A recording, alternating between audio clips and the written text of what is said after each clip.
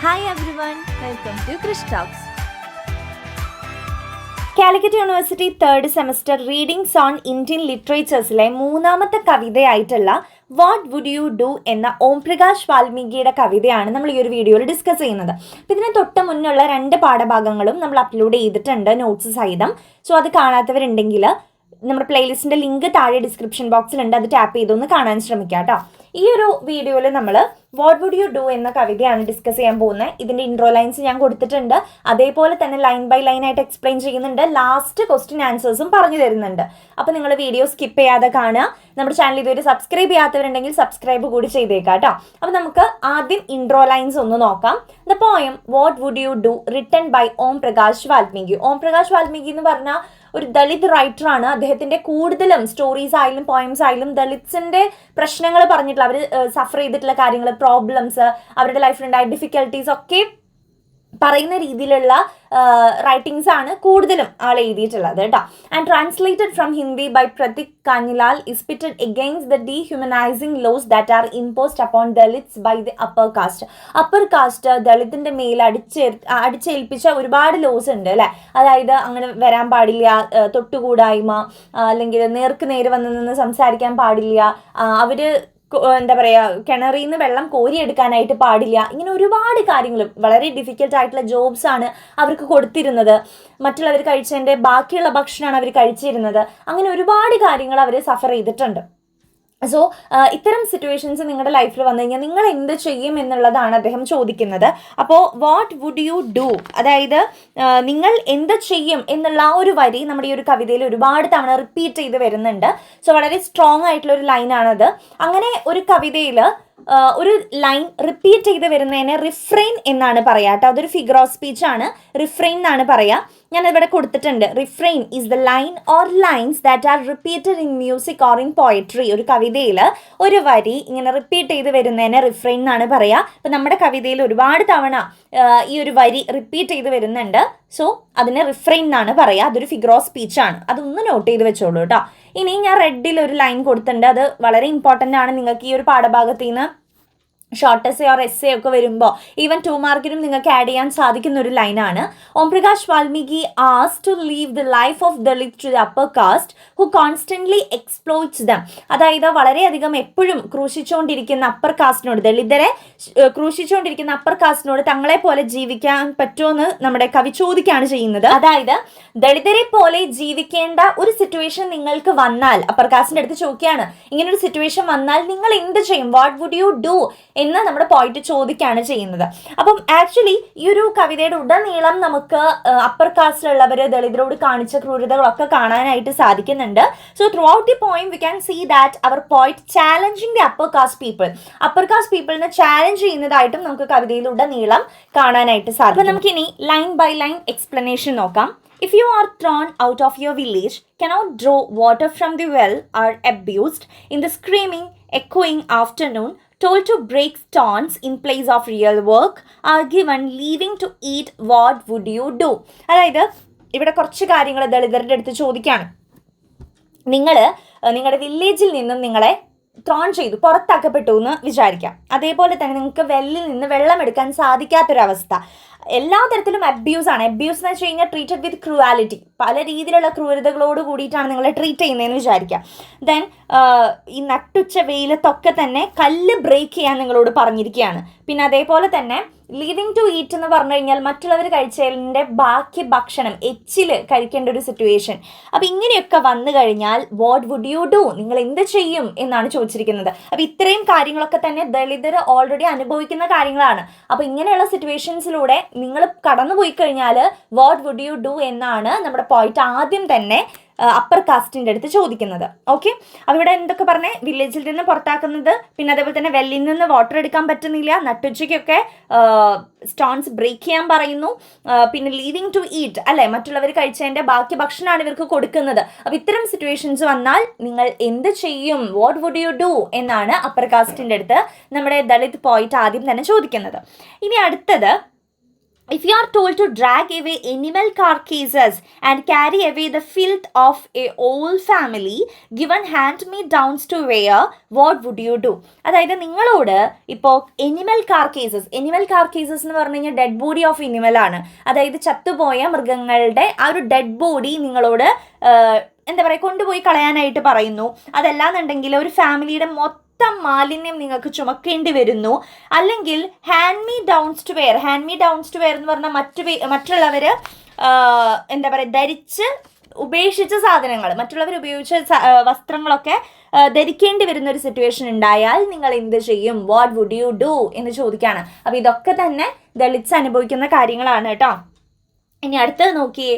If you R kept far from books, far from the threshold of the temple of learning, അതായത് നിങ്ങളെ എന്താ പറയുക ബുക്സിൽ നിന്നൊക്കെ ഒരുപാട് അകലെയാണ് നിങ്ങളെ കെപ്റ്റ് ചെയ്തിരിക്കുന്നതെന്നുണ്ടെങ്കിൽ, അതേപോലെ തന്നെ ടെമ്പിൾ ഓഫ് ലേണിംഗ് അല്ലേ, പവിത്രമായ ആ ഒരു അറിവിൻ്റെ കോവിലിൽ നിന്നൊക്കെ നിങ്ങളെ ഒരുപാട് ദൂരെ മാറ്റി നിർത്തിയിട്ടുണ്ടെന്ന് വിചാരിക്കുക.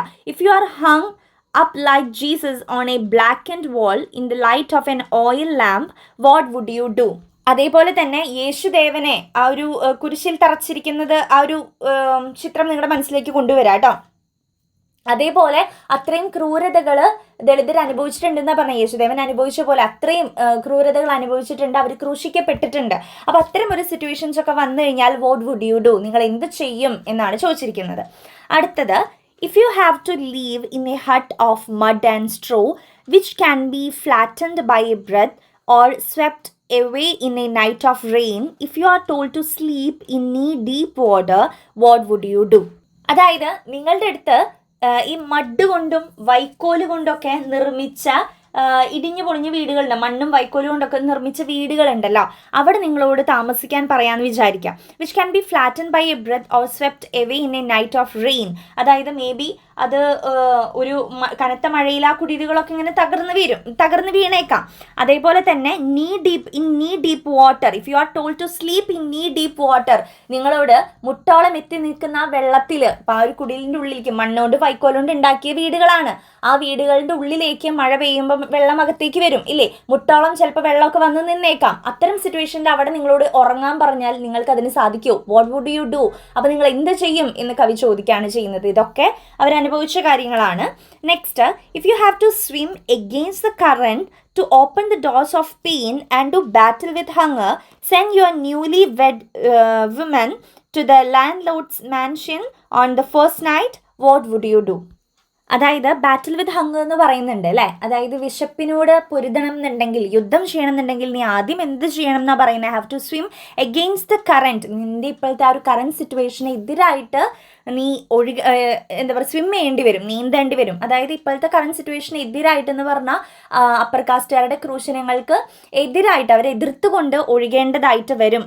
എന്നിട്ട് വേണം എന്ത് ചെയ്യാനായിട്ട്? To open the doors of pain and do battle with hunger. അങ്ങനെ വേണം പിന്നെ ആ ഒരു വേദനകളുടെ വാതിലുകൾ തുറന്ന് വിശപ്പിനോട് പൊരുതാനായിട്ട്. അതേപോലെ തന്നെ send your newly wed women to the landlord's mansion on the first night.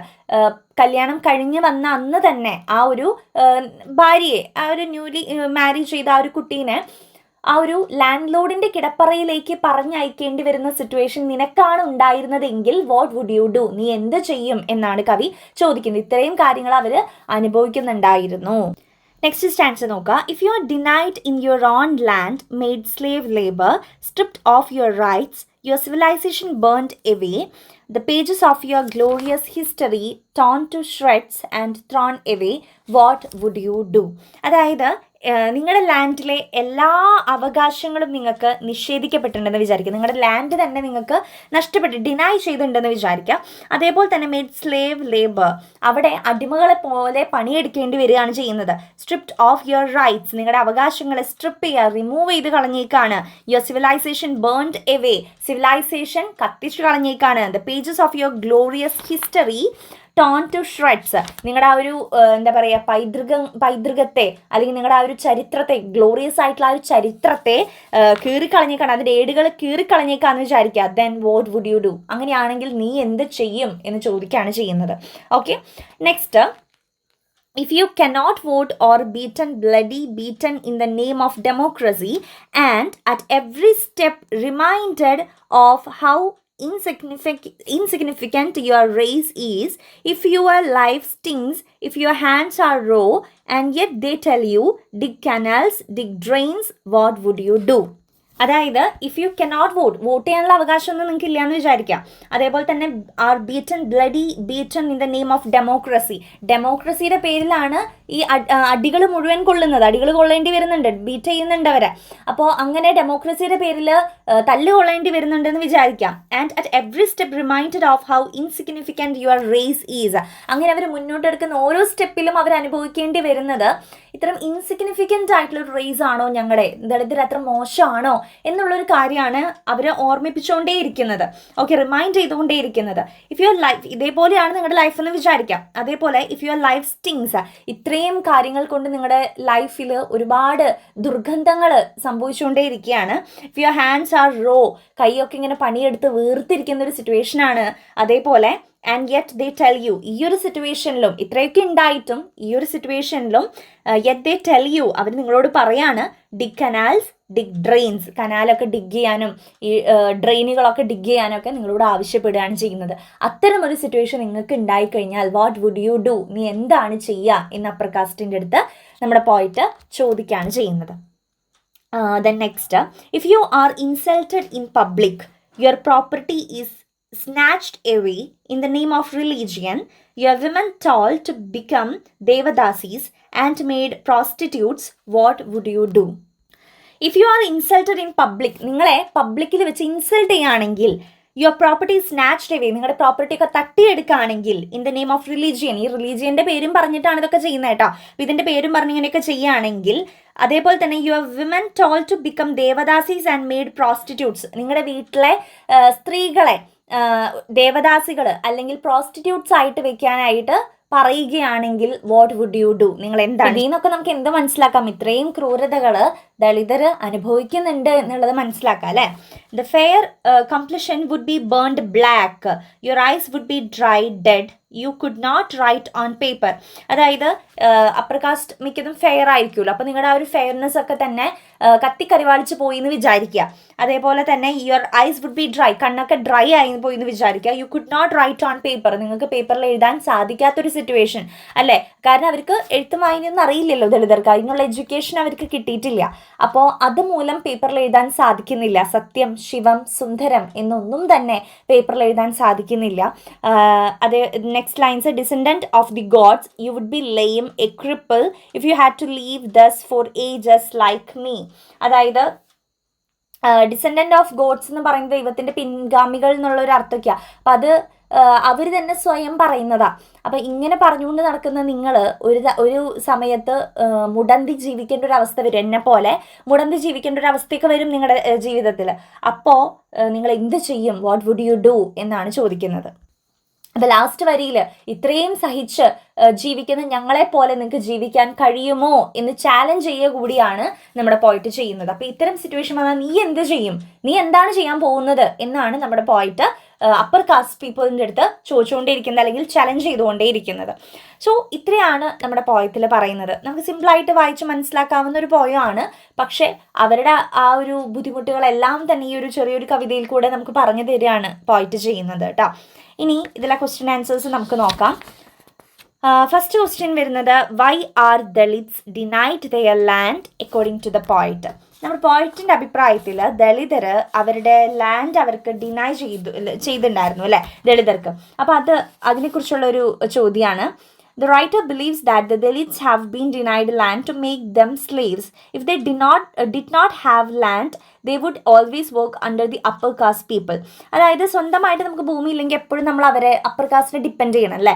അപ്പോൾ അങ്ങനെ ഡിപ്പെൻഡ് ചെയ്ത് അടിമകളെപ്പോലെ ആവാൻ വേണ്ടി, അടിമകളാക്കി നിർത്താൻ വേണ്ടിയിട്ടാണ് ലാൻഡ് കാര്യങ്ങളൊക്കെ നിഷേധിച്ചത് കേട്ടോ. ദെൻ രണ്ടാമത്തെ question, who is called descendant of gods by Valmiki, why? നമ്മുടെ writer poet descendant of gods എന്ന് വിളിച്ചത് ആരെയാണ്? അപ്പർ കാസ്റ്റ് പീപ്പിളിനെ തന്നെയാണ് വിളിച്ചത് അല്ലേ. ഇനി അടുത്തത്, how Dalit women are tamed in the name of religion according to the poet. ഈ മതത്തിൻ്റെ പേരിൽ സ്ത്രീകളെ ചൂഷണം ചെയ്യുന്നതിൻ്റെ ഒരു ചോദ്യമാണ്. The religion focuses the Dalit woman to become devadasis, they are forcing the women to be prostitutes. അതായത് ഈ ഒരു റിലീജിയൻ്റെ ഭാഗമായിട്ട് തന്നെയാണ് അതിൻ്റെ പേരും പറഞ്ഞിട്ട് സ്ത്രീകളെ ദേവദാസിയാക്കുന്നതും അല്ലെങ്കിൽ പ്രോസ്റ്റിറ്റ്യൂട്ട്സ് ആക്കാനൊക്കെ ആയിട്ട് നിർബന്ധിക്കുന്നത് ഈ മതത്തിൻ്റെ പേര് പറഞ്ഞിട്ടൊക്കെ തന്നെയാണ് കേട്ടോ.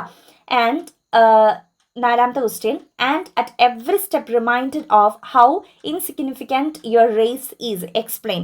അതായത് എല്ലാ സ്റ്റെപ്പിലും എല്ലാ ഘട്ടത്തിലും എത്ര ഇൻസിഗ്നിഫിക്കൻ്റ് ആണ്, എത്ര നിസാരമാണ് നിങ്ങളുടെ റേസ് എന്ന് ഓർമ്മിപ്പിക്കുകയാണ് ചെയ്യുന്നത്.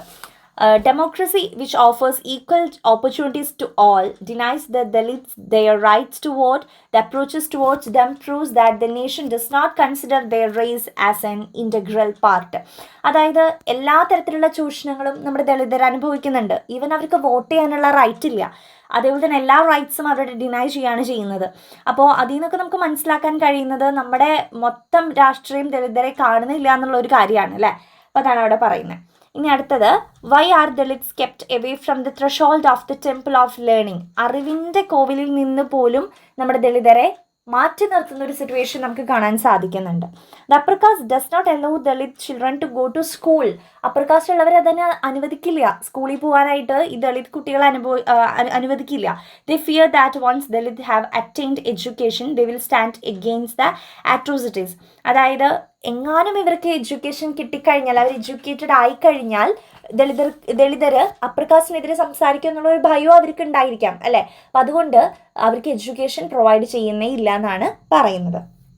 സോ ഇത്രയാണ് ഇതിൽ വരുന്ന ക്വസ്റ്റ്യൻസ്. ചെറിയൊരു പാഠഭാഗമാണെങ്കിലും വളരെ ഡീറ്റെയിൽ ആയിട്ട് നമുക്ക് പഠിക്കാനുള്ള ഒരു പാഠഭാഗമാണ്. ഇതിൽ നിന്ന് ഷോർട്ടസ്റ്റ് എസ്സേ ഒക്കെ സാധ്യതയുള്ളൊരു പാഠഭാഗമാണ് കേട്ടോ. അപ്പോൾ ദളിതർ അനുഭവിച്ച വേദനകളൊക്കെ തന്നെ എങ്ങനെയായി ഒരു കവിതയിൽ മുഴുവനും പറഞ്ഞിട്ടുള്ളതെന്ന് ചോദിക്കുമ്പോൾ നിങ്ങൾക്ക് ഇതിന് മനസ്സിലായ എല്ലാ കാര്യങ്ങളും, അവർ സഫർ ചെയ്ത ഒരുപാട് കാര്യങ്ങൾ പറഞ്ഞല്ലോ. അപ്പോൾ ആ എല്ലാ കാര്യങ്ങളും കൂടി ഉൾപ്പെടുത്തിയിട്ട് എസ്സേ എഴുതാനായിട്ട് ശ്രമിക്കാം. സോ ഇത്രയേ ഉള്ളൂ ഈ ഒരു ചാപ്റ്ററിൽ പറയുന്ന കാര്യങ്ങൾ. All the very best. Thank you.